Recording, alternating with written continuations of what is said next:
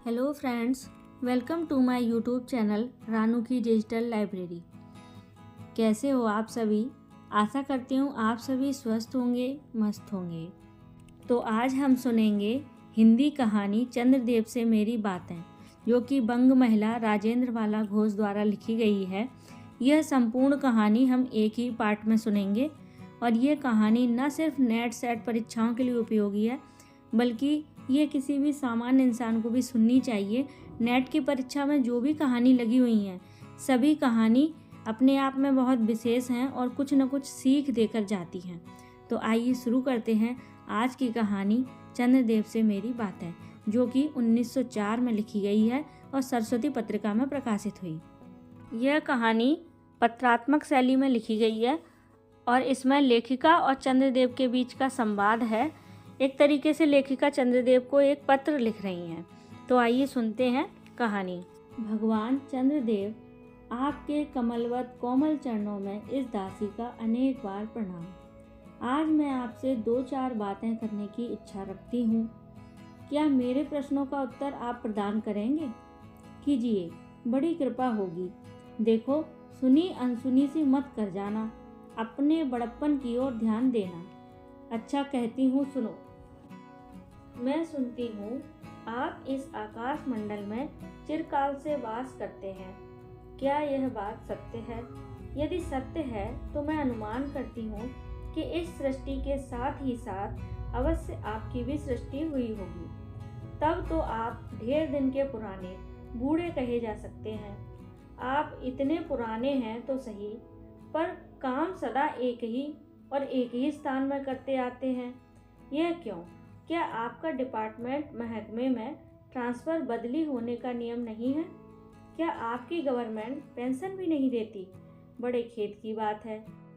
यदि आप हमारी न्यायशील गवर्नमेंट के किसी विभाग में सर्विस करते होते तो अब तक आपकी बहुत कुछ पदोन्नति हो गई होती और ऐसी पोस्ट पर रहकर भारत के कितने ही सुरम्य नगर, पर्वत, जंगल और झाड़ियों में भ्रमण करते। अंत में इस वृद्ध अवस्था में पेंशन प्राप्त कर काशी जैसे पुनीत और शांति धाम में बैठकर हरि नाम स्मरण करके अपना परलोक बनाती। यह बड़ी भारी भूल हुई भगवान चंद्रदेव। क्षमा कीजिए, क्षमा कीजिए। आप तो अमर हैं, आपको मृत्यु कहाँ, तब परलोक बनाना कैसा? ओहो, देवता भी अपनी जाति के कैसे पक्षपाती होते हैं। देखो ना, चंद्रदेव को अमृत देकर उन्होंने अमर कर दिया।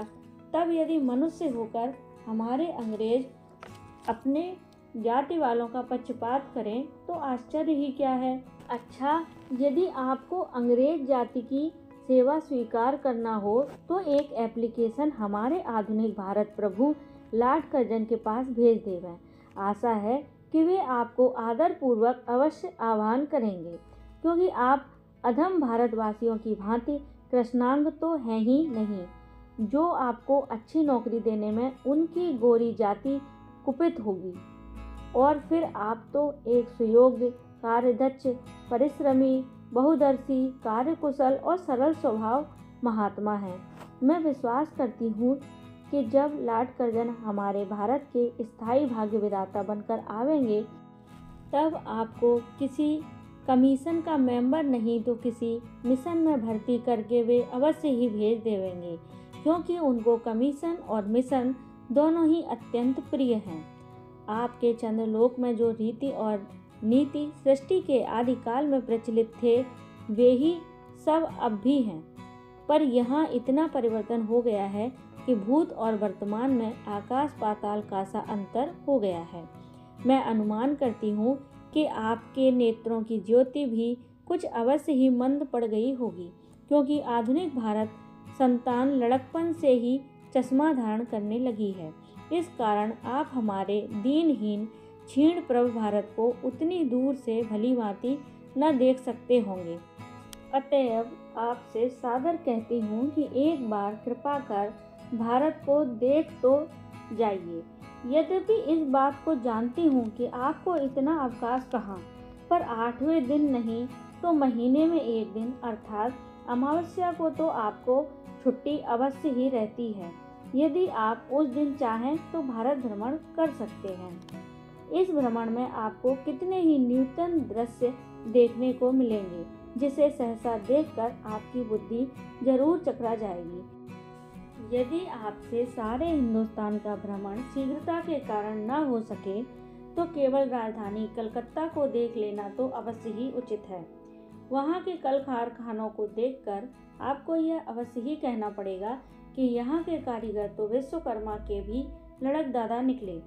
यही क्यों, आपकी प्रिय सहयोगिनी दामिनो, जो मेघों पर आरोहण करके आनंद से अटखेलियाँ किया करती हैं, वह बेचारी भी यहाँ मनुष्य के हाथों का खिलौना हो रही हैं।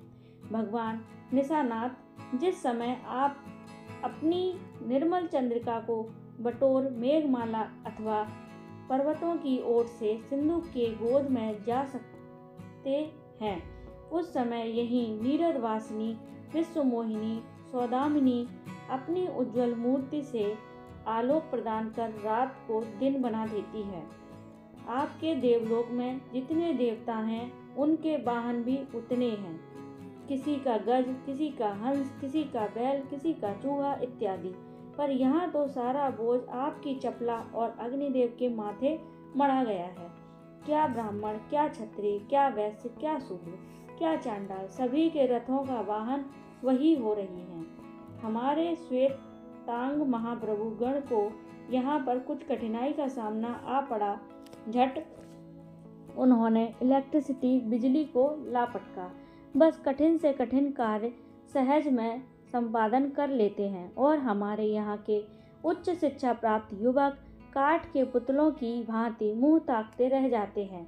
जिस व्योमवासिनी विद्युत देवी को स्पर्श तक करने का किसी व्यक्ति का साहस नहीं हो सकता, वही आज पराये घर में आश्रित नारियों की भांति ऐसे दबाव में पड़ी हैं कि वह चूं तक नहीं कर सकती। क्या करें, बेचारी के भाग्य में विधाता ने दासी वृत्ति ही लिखा था। हरे पदोद्बदा त्रिलोक पावनी सुरसरी के भी खोटे दिन आए हैं। वह भी अब स्थान स्थान में बंदग्रस्त हो रही हैं। उनके वक्ष स्थल पर जहाँ तहाँ मोटे बहदाकार खम्भ गाड़ दिए गए हैं। कलकत्ता आदि को देखकर आपके देवराज सुरेंद्र भी कहेंगे कि हमारी अमरावती तो इसके आगे निरी फीकी सी जान पड़ती है। वहाँ ईडन गार्डन तो पारिजात परिशोभित नंदन कानन को भी मात दे रहा है। वहाँ के विश्वविद्यालय के विश्वश्रेष्ठ पंडितों की विश्वव्याधिनी विद्या को देखकर वीणा पाणिनी सरस्वती देवी भी कहने लग जाएंगी कि निसंदेह इन विद्या दिग्गजों की विद्या चमत्कारिणी है। वहाँ के फोर्ट विलियम के फौजी सम्मान को देखकर आपके देव सेनापति कार्तिकेय बाबू के भी छक्के छूट जाएंगे, क्योंकि देव सेनापति महाशय देखने में खास बंगाली बाबू से जचते हैं और उनका वाहन भी एक सुंदर मयूर है। बस इससे उनके वीरत्व का भी परिचय खूब मिलता है। वहाँ के टकसाल को देखकर सिंधु तनया, आपकी प्रिय सहोदरा कमला देवी तथा कुबेर भी अकचका जाएंगे। भगवान चंद्रदेव इन्हीं सब विश्वव्योत्पादक अपूर्व दृश्यों का अवलोकन करने हेतु आपको सादर निमंत्रित तथा सबने आहूत करती हूँ। संभव है कि यहाँ आने से आपको अनेक लाभ भी हों। आप जो अनादिकाल से निज उज्ज्वल बपु में कलंक की कालिमा लेपन करके कलांकी, शशांक, शशधर, शशलांछन आदि उपाधि मालाओं से भूषित हो रहे हैं, सिंधु तनय होने पर भी जिस कालिमा को आप आज तक नहीं धो सके हैं, वही आजन्म कलंक शायद यहाँ के विज्ञानविद पंडितों की चेष्टा से छूट जाए। जब बम्बई में स्वर्गीय महारानी विक्टोरिया की देवी की प्रतिमूर्ति से दाग छुड़ाने में प्रोफेसर गज्जर महाशय फलीभूत हुए हैं, तब क्या आपके मुख की कालिमा छुड़ाने में वे फलीभूत न होंगे? शायद आप पर यह बात भी अभी तक विदित नहीं हुई है कि आप और आपके स्वामी सूर्य भगवान पर जब हमारे भूमंडल की छाया पड़ती है, तभी आप लोगों पर ग्रहण लगता है। पर आपका तो अब तक वही पुराना विश्वास बना हुआ है कि जब कुटिल ग्रह राहु आपको निगल जाता है तभी ग्रहण होता है। पर ऐसा खोथा विश्वास करना आप लोगों की भारी भूल है। अतः हे देव, मैं विनय करती हूँ कि आप अपने हृदय से इस भ्रम को जड़ से उखाड़कर फेंक दें। अब भारत में न तो आपके और न आपके स्वामी भुवन भास्कर सूर्य महाशय ही के वंशधरों का साम्राज्य है, और न अब भारत की वह सस्य श्यामला स्वर्ण प्रसूता मूर्ति ही है। अब तो आप लोगों के अज्ञात एक अन्य द्वीपवासी परम शक्तिमान गौरांग महाप्रभु इस सुविशाल भारतवर्ष का राज्य वैभव भोग रहे हैं।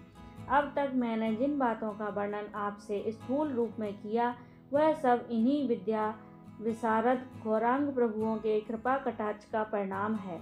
यों तो यहाँ प्रतिवर्ष पदवी दान के समय कितने ही राज्य विहीन राजाओं की सृष्टि हुआ करती है, पर आपके वंशधरों में जो 2-4 राजा महाराजा नाम मात्र के हैं, भी वे काठ के पुतलों की भांति हैं।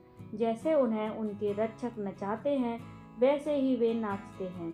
वे इतनी भी जानकारी नहीं रखते हैं कि उनके राज्य में क्या हो रहा है, उनकी प्रजा दुखी है या सुखी। यदि आप कभी भारत भ्रमण करने को आएँ तो अपने फैमिली डॉक्टर धन्वंतरी महाशय को और देवताओं के चीफ जस्टिस चित्रगुप्त जी को साथ अवश्य लेते आएँ। आशा है कि धन्वंतरी महाशय यहाँ के डॉक्टरों के सान्निध्य में चिकित्सा संबंधी बहुत कुछ शिक्षा लाभ कर सकेंगे। यदि प्लेग महाराज आपके चंद्रलोक या देवलोक में घुस पड़े तो वहाँ से उनको निकालना कुछ सहज बात न होगी। यहीं जब चिकित्सा शास्त्र के बड़े बड़े पारदर्शी उन पर विजय नहीं पा सकते, तब वहाँ आपके देवलोक में जड़ी बूटियों के प्रयोग से क्या होगा।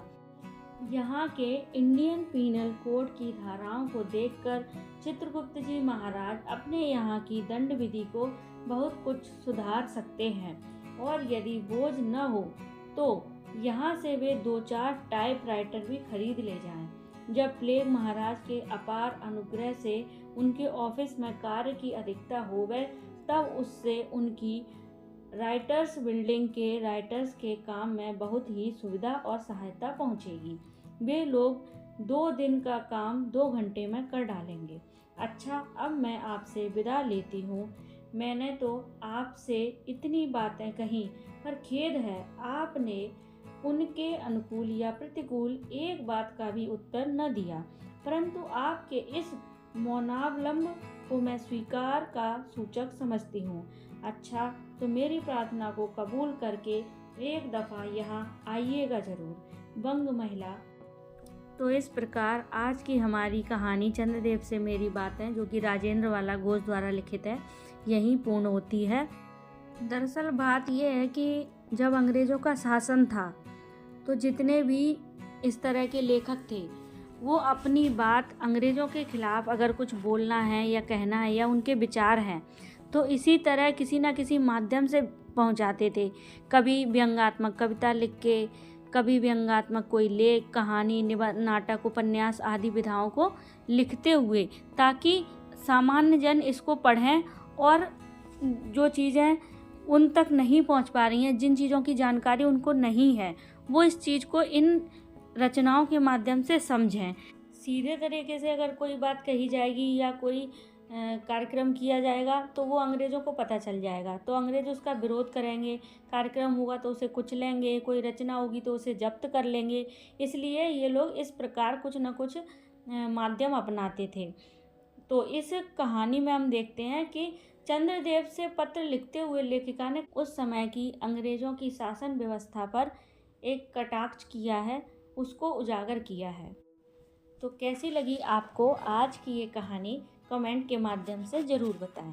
यदि कहानी पसंद आई हो तो प्लीज़ उसे लाइक करें, अन्य लोगों के साथ शेयर करें और चैनल को सब्सक्राइब करके बेल आइकन पर प्रेस करते हुए ऑल पर क्लिक कर दें, ताकि मेरी आने वाली सभी वीडियोस की नोटिफिकेशन आपके पास तुरंत पहुंच सकें। Thank you for watching my video.